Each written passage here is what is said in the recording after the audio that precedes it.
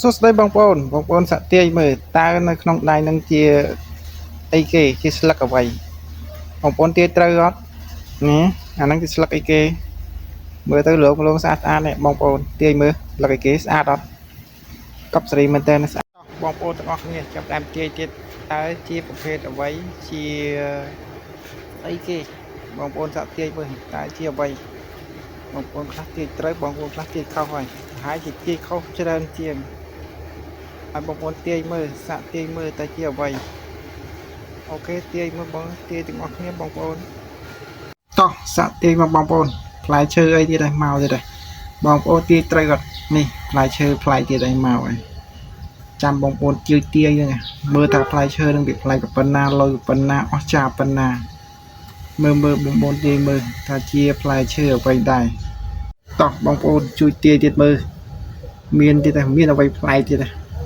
មើលបងប្អូនទាយមើលតែមានអ្វីប្លែកមកទៀតហើយប្លែកគឺថាកប់សេរីមែនតើហើយប្លែកអត់ទោះឲ្យបងប្អូនអើយថ្ងៃម្ដងនេះកប់សេរីមែនតើហើយកាន់តែប្លែកកាន់តែលយកាន់អស់ចាមួយរយៈពេលនេះទៀតហើយគឺយើងយូរមែនតើ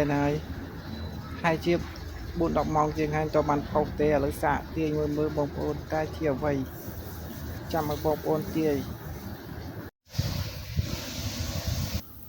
ពិតជាមិនធម្មតាទេកូនខ្ញុំកំពុងមនុស្សក្បាលខូច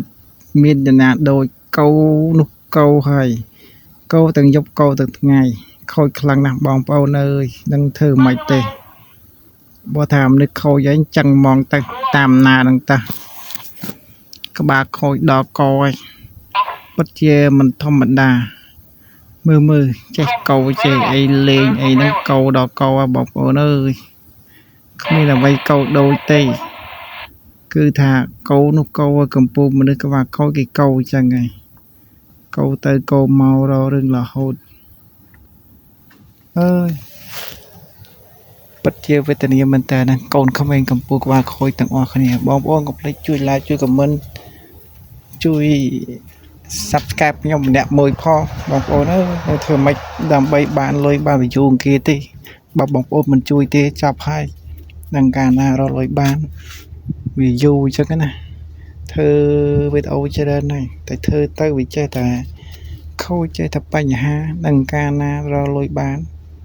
ចាំតែបងប្អូនជួយមើលជួយអីតាអាចឆាប់បានរកលុយគេបានច្រើននេះ